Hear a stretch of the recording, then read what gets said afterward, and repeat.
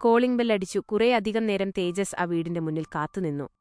Surya Kiran, house number 7, Mahabalipuram, Chennai. Address ശരിയല്ലേ എന്ന് അവൻ വീണ്ടും ഒന്നുകൂടി ഉറപ്പിച്ചു. നീങ്കയാര്? പിന്നിൽ നിന്ന് ഒരു യുവാവിന്റെ ശബ്ദം കേട്ടതും എന്തെങ്കിലും വിവരം കിട്ടുമോ എന്നന്വേഷിച്ച് അവൻ അയാളുടെ അരികിലേക്ക് ചെന്നു. മൈ നെയിം ഈസ് തേജസ്. മലയാളിയാണോ? എന്നാ മലയാളത്തിൽ പറഞ്ഞാ മതി. താങ്ക്സ്. തമിഴ് അത്രയ്ക്കങ്ങോട്ട് വരില്ലേ? ഞാൻ വന്നത് ഒരാളെ അന്വേഷിച്ച. ആരെ? സൂര്യകിരൺ. അയാളുടെ വീടല്ലേ ഇത്? എനിക്ക് അയാളെ ഒന്ന് കാണണം. സൂര്യകിരണോ? ഏത് സൂര്യകിരൺ? ഇത് എന്റെ മാമന്റെ വീടാണ്. വിൽക്കാൻ വേണ്ടി ഇട്ടിരിക്കുകയാ. വീട് നോക്കാൻ വന്നയാളാണെന്നാ ഞാൻ കരുതിയത്. അതുകൊണ്ടാ വന്ന് സംസാരിച്ചത്. അപ്പോ സൂര്യകിരൺ എന്നൊരാള് ഇവിടെ ഇല്ലേ? ഇല്ലെന്ന് നിങ്ങളോടല്ലേ പറഞ്ഞത്?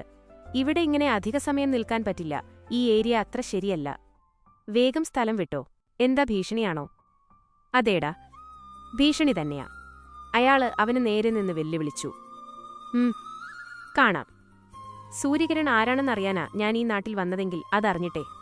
ഈ തേജസ് വർമ്മ തിരികെ ചെല്ലു. നീയൊക്കെ എന്താണ് മറയ്ക്കാൻ നോക്കുന്നതെന്ന് ഞാൻ കൂടി അറിയട്ടെ. തേജസ് അവനെ ഒന്ന് കനപ്പിച്ചു നോക്കി. ഹലോ കദിർ, നീ എന്താ ഈ നേരത്ത്? പ്രണവ് സാർ, ഇന്ന് സൂര്യയെ തിരക്കി ഒരാള് ഇവിടെ വന്നിരുന്നു. വാട്ട്? സൂര്യയെ തിരക്കിയോ? ആരാ അത്? ബ്രഹ്മമംഗലത്ത് നിന്ന് ആരെങ്കിലുമാണോ? പ്രണവിന് വയറ്റിൽ ഒരു കാളല് പോലെ തോന്നി. ഏയ്, ബ്രഹ്മമംഗലത്ത് ഞാൻ അയാളെ കണ്ടിട്ടില്ല. പേര്? ആ, തേജസ് എന്നാ പറഞ്ഞത്. ഓഹ്, അപ്പോ അവൻ കാര്യങ്ങളൊക്കെ വളരെ വേഗത്തിൽ നീക്കുന്നുണ്ട് അല്ലേ? സാറിന് അയാളെ അറിയാമോ? അറിയാം. നീ വെച്ചോ കദിർ, സൂക്ഷിക്കണം. അറിയാലോ, വിക്രം പുറത്തിറങ്ങാൻ ഇനി ദിവസങ്ങൾ കൂടിയേ ഉള്ളൂ. 2 മരണം കൊണ്ട് അവന്റെ പക അവസാനിക്കും എന്ന് കരുതണ്ട. അറിയാം സാർ. മോളിപ്പോ അവളെപ്പോലെയായിരുന്നെങ്കിൽ സുഖമായിരുന്നു കദിർ. നീ വെച്ചോ. അസ്വാഭാവികമായി എന്ത് കണ്ടാലും അപ്പോ തന്നെ എന്നെ വിളിക്കണം. മനസ്സിലായോ? ശരി സാർ. പ്രണവ് ഒരു ചിന്തയോടെ കസേരയിലേക്കിരുന്നു. Pranav, are you free now? എന്താ ദക്ഷിണ? അവൾക്ക് എന്താണ് ചോദിക്കാനുണ്ടാവുക എന്ന് അവന് ബോധ്യമുണ്ട്. അത്, നീ ഇന്നലെ ഒരു പെൺകുട്ടിയെ കൂട്ടി ബൈക്കിൽ പോകുന്നത് കണ്ടു. ഓഹ്, കണ്ടല്ലേ? അതാണ് ഞാൻ വിവാഹം കഴിക്കാൻ പോകുന്ന പെൺകുട്ടി. അവന്റെ ചുണ്ടിൽ അവള് കാണാതെ ഒരു കള്ളച്ചിരി വിരിഞ്ഞു. ഛേ, ആ പെൺകുട്ടിയോ? എന്തേ? ദക്ഷിണയ്ക്കറിയാമോ അവളെ? അവന്റെ മുഖം സംശയത്തിലായി. രാത്രികാലത്തെ ഇവിടെ ബീച്ചിൽ എണ്ണപലഹാരം കൊണ്ട് നടന്ന് വിൽക്കുന്നവളെയാണോ പ്രണവ് നീ വിവാഹം ചെയ്യാൻ പോകുന്നത്? അവള് പറഞ്ഞത് കേട്ടൊന്ന് ഞെട്ടിയെങ്കിലും പ്രണവ് അത് മുഖത്ത് കാണിച്ചില്ല. ആ, അതിന് ദക്ഷിണ സങ്കടപ്പെടേണ്ട കാര്യമില്ല. അവള് പലഹാരമല്ല വിറ്റുള്ളൂ. അല്ലാതെ ചിലരെപ്പോലെ പഞ്ചസാരയും എണ്ണയും വിറ്റില്ലല്ലോ. അവന്റെ മുഖത്തെ പരിഹാസം അറിഞ്ഞതും വന്നതുപോലെ അവൾ എഴുന്നേറ്റുപോയി. ഇടിഞ്ഞു വീഴാറായ ഒരുവളുടെ വീടും അതിൽ തളർന്നു കിടക്കുന്ന അമ്മയും നന്നേ ക്ഷീണിച്ചു പോയൊരനിയനും അവന്റെ മനസ്സിലേക്ക് ഓടിയെത്തി. അവളെ ഒന്ന് കാണണം എന്ന് അവന് തോന്നിപ്പോയി. രാത്രിയിൽ ബീച്ച് സൈഡിൽ നിൽക്കുമ്പോൾ അവന്റെ കണ്ണുകൾ അലസമായി ആരെയോ തിരഞ്ഞു. ദൂരെ ഒരു കോണിൽ ചെറിയൊരു കടയിൽ നിൽക്കുന്നവളിൽ അവന്റെ കണ്ണുകൾ ഉടക്കി. കുട്ടി. അയ്യോ, ചേട്ടനോ? ചേട്ടൻ എന്താ വേണ്ടത്? ചൂട് ബജ്ജിയുണ്ട്, എടുക്കട്ടെ? 2 കച്ചവടം കൂടുതൽ നടക്കുമല്ലോ എന്നൊരാശ്വാസം അവളുടെ മുഖത്തവൻ കണ്ടു. ഞാൻ തന്നെ ഇവിടെ വെച്ച് കണ്ടിട്ട് തനിക്ക് നാണക്കേടൊന്നും തോന്നുന്നില്ലേ? നാണക്കേടോ?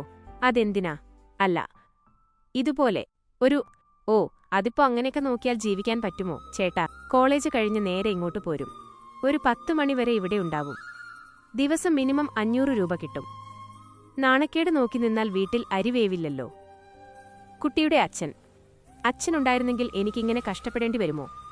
ആള് കുറച്ചു വർഷമായി. അതോടെ അമ്മ കിടപ്പിലുമാണ്. പിന്നെ അനിയന്റെ സ്കൂൾ, എന്റെ പഠിത്തം, വീട്ടിലെ ചിലവ്, അമ്മയുടെ മരുന്ന്, അങ്ങനെ 100 കൂട്ടം ബാധ്യത തലയ്ക്ക് മീതെ വന്നപ്പോൾ ഇത് നല്ലൊരു ഓപ്ഷനായി തോന്നി. കുട്ടി, ആദ്യം ഈ കുട്ടി വിളി നിർത്ത്. എന്റെ പേര് വാമിക.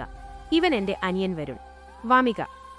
അല്ല, അപ്പൊ തന്റെ പഠിത്തം രാത്രി 10 മണി കഴിഞ്ഞ് പഠിക്കും. പിന്നെ രാവിലെയും. ഇവൻ കൂടി സഹായിക്കാനുള്ളതുകൊണ്ട് വലിയ പ്രശ്നമില്ലാതെ പോകുന്നു. വരുൺ എത്രാം ക്ലാസ്സിലാ പഠിക്കുന്നത്? അടുത്ത് തങ്ങളെ നോക്കിയിരിക്കുന്നവനോട് പ്രണവ് ചോദിച്ചു.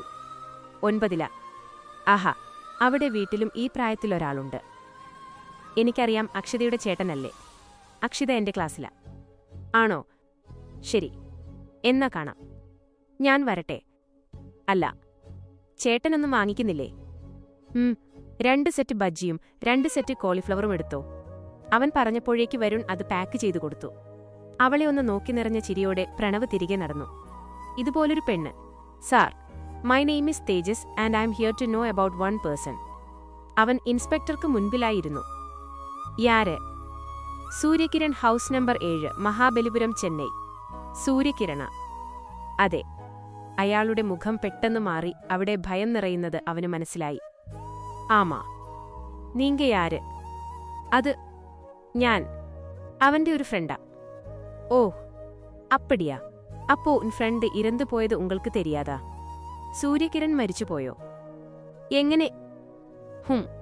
എപ്പടിനാ? കൊല പണിട്ടേ? മർഡർ. അവങ്ക ഫാമിലി ഫുള്ളാ നാസമായി പോയാച്ച്. ഇപ്പോ അങ്ങയാരുമില്ലേ? അതാരാ ചെയ്തതെന്നറിയോ? ഇല്ല, തെരിയാത്. You may please go now. അത് സാർ. പോങ്ക സാർ, പ്ലീസ്, റൊമ്പ തൊല്ല പണിടാതെ. അയാള് കൈ കൂപ്പി പറഞ്ഞതും അവൻ എഴുന്നേറ്റുപോയി.